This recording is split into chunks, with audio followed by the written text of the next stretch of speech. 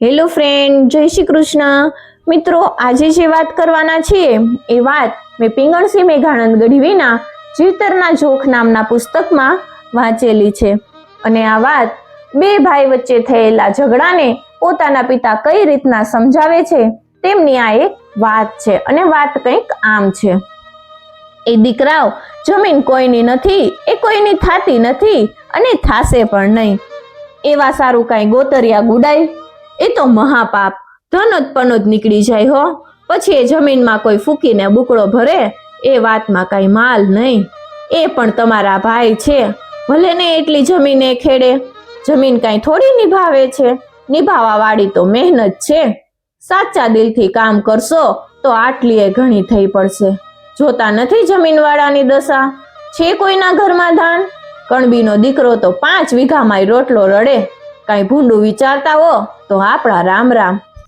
માંડવા ગામનો કણબી પટેલ લીંબો ભગત આમ ત્રણેય દીકરાને સમજાવી રહ્યો છે. મંજી મોટો ને લીંબો નાનો, આ બંને ભાઈઓ માંડવાના ગરાસિયાની 60 વીઘા જમીન ખેડે. બે ભાઈ પૈંડ પુરુષાર્થી માણસ, એટલે આટલી જમીનમાં મજાનું ગુજરાન ચલાવે. 2 ને 3 દીકરા, કુટુંબનો જખીરો મોટો, પણ આ તો ધરતીના લાલ. જેટલી મહેનત કરે એટલું વળતર માતા ધરતી આપતી. નાના ભાઈ લીંબાનું મન નીતેરા પાણી જેવું. પોતે મોટા પંથનો ભગત, સાધુ સંતની સેવા કરે. સ્થિતિ પ્રમાણે આવ્યા જ્ઞાને ઢેબરું ઢોકળું આપે. ગામમાં ભગતના નામથી જ ઓળખાણ. મોટો ભાઈ મંજી 3 દીકરા મૂકી અને ગુજરી ગયો. બધો બોજો લીંબા ઉપર આવી પડ્યો, પણ લીંબો હિંમત હાર્યો નહીં.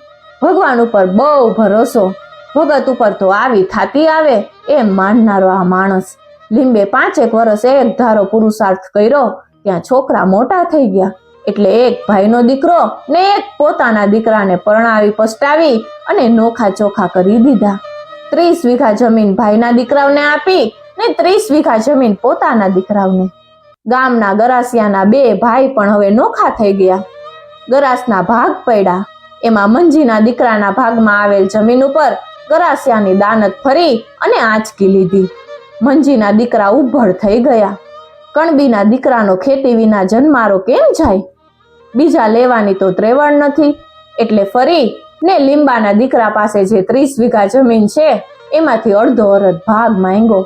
મંજીના દીકરાનું કહેવું કે ભાગ પડ્યા પહેલા જો આંચકી લીધી હોત તો બાકીની જમીનમાં અડધો ભાગ થાય કે નહીં. લીંબાના દીકરા તો ભાગ આપવા ના પાડે કે તમે તમારો ભાગ આપી દીધો છે, પડ્યા ઈ ભોગવે. મંજીના દીકરા કહે ભાગ તો આપવો પડશે. આમ કંકાસ વધી જતા એકબીજાના ખૂન થઈ જાય ત્યાં સુધી વાત વધી ગઈ. લીંબો તો 3 દીકરા પાસે કાગારોડ કરે છે. એ દીકરાઓ, જમીન તો અન્નપૂર્ણા કહેવાય. એના તો વીઘા હેઠ વીઘો પડ્યો છે, એ જાજી થોડી કહેવાય જ નહીં. એટલી જમીન ઘણી થઈ પડશે જો દિલ દઈને કામ કરશો તો. આ જમીનવાળા પાસે 100 વીઘાની એક જ શેઢે ખેતર પડ્યા છે, પણ કળસી ધાન પાકે છે શું? બોરડીના ઝાડા એક તાતડે હાલતા હોય એમાં થાય શું? એ બધું મહેનતના અંગમાં છે.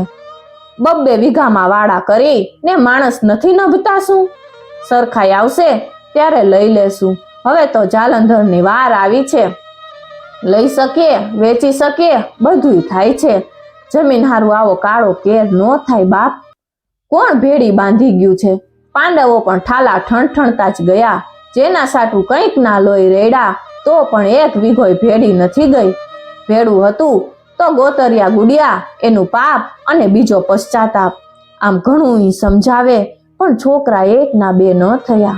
જમીન આપવાનો ઘૂંટડો એને ઉતર્યો જ નહીં. લીંબો દીકરાથી દુભાઈ અને હાલી નીકળ્યો. લીંબાને જાત મહેનત કરી અને રોટલો રડવો છે. પૈંડ હાલે ત્યાં સુધી બેસીને ધાન ન બગાડાય. મહેનતનો રોટલો ખાવાથી ભગવાન બહુ રાજી રહે છે. બેઠા બેઠા તો બીમાર ખાય, એ તો અભાગી કહેવાય એમ લીંબાનું માનવું છે. એટલે ધંધાની અનુકૂળતા જોઈ અને જૂનાગઢ આવ્યો કે જોઈતી મજૂરી પણ મળી રહેશે ને સાધુ સંતનો સમાગમ. દામોકુંડમાં સ્નાન કરવાનું અને પોતાના ભક્ત હૃદયને ગમે એવું કરવાનું. જૂનાગઢ આવી ને એક ઓરડી ભાડે રાખી લીધી. વહેલો ઉઠી અને ગિરનારમાં લાકડા કાપવા હાલી નીકળે. બપોર થાય ત્યાં ભારો લઈ અને પાછો આવી જાય. મજાની રોચી સૂજે. હાથે રોટલો ઘડીને ખાય ને બપોર પછી દામોકુંડ તરફ જગ્યામાં વયો જાય. સાંજ સુધી તો એ ત્યાં જ રહે. આમ 4 મહિના લાકડાના ભારા ખેંચ્યા. ત્યાં ઉંમરને હિસાબે શરીરને થાક લાગી ગયો. વૃદ્ધ શરીર મહેનત વાળું કામ કરવાની ના પાડે એટલે વિચાર કર્યો કે કંઈક બીજો ધંધો ગોતું. આમ વિચારતા વિચારતા લીંબે ઠામ વાસણને કલઈ કરવાનો ધંધો હાથમાં લીધો. ભારે ફાવટ આવી ગઈ.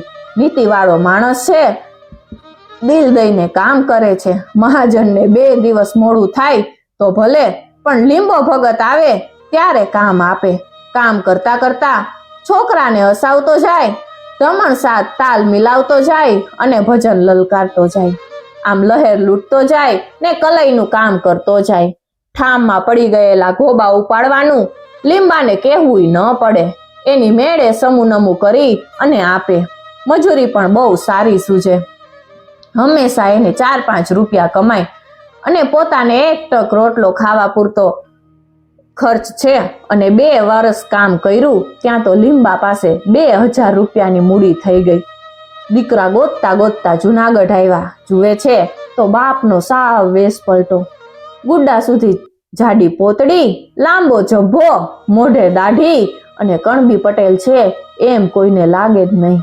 છોકરા ઘેર તેડી જવા એને ભારે વિનવણી કરે, પણ લીંબાની તો એક જ વાત કે મંજીના દીકરાને અડધી જમીન આપી દ્યો તો હું આવું. 15 વીઘા જમીન હારું કોઈના કમોત ન થાય અને પૈસા માટે કોરટ ન થાય.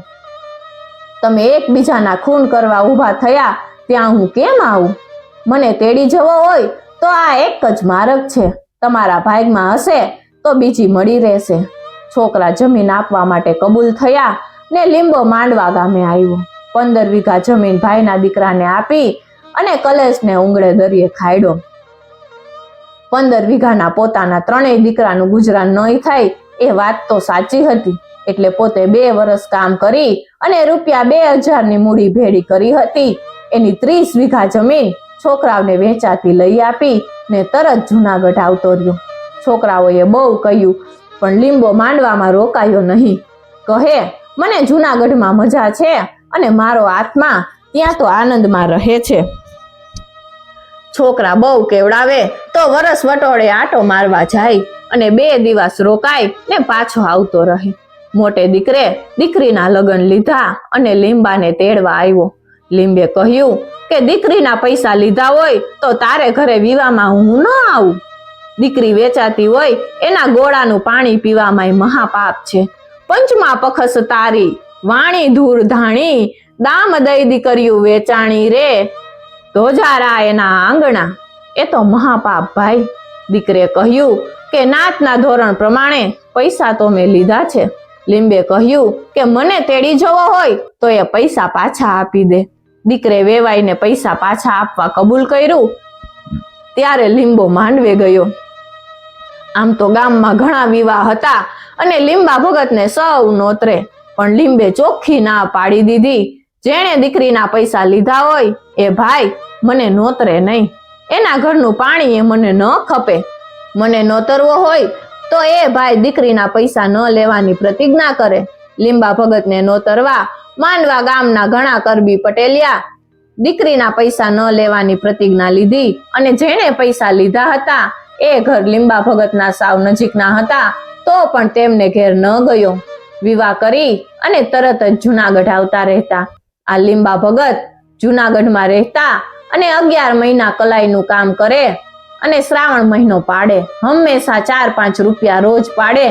1 ટાણું હાથે રાંધીને જમે. બપોર પછી સંત સાધુના અખાડામાં બેઠા હોય.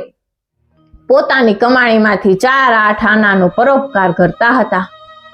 મિત્રો, જો તમને વિડીયો પસંદ આવ્યો હોય તો વિડીયોને લાઈક કરી દેજો. ચેનલ પર નવા હોય તો ચેનલને સબસ્ક્રાઇબ કરી દેજો અને પાસે આપેલા બેલ આઇકોનને જરૂરથી પ્રેસ કરજો, જેથી આવનાર નવા વિડીયોઝના નોટિફિકેશન સૌથી પહેલા તમે મેળવી શકો. અને એક ખાસ વાત મિત્રો, વિડીયો બનાવવાનો ઈરાદો કોઈ પણ વ્યક્તિ, જ્ઞાતિ, જાતિ કે ધર્મને ઠેસ પહોંચાડવાનો કે કોઈનું આડું અવડું બોલવાનો નથી, પરંતુ આ વિસરી રહેલી લોક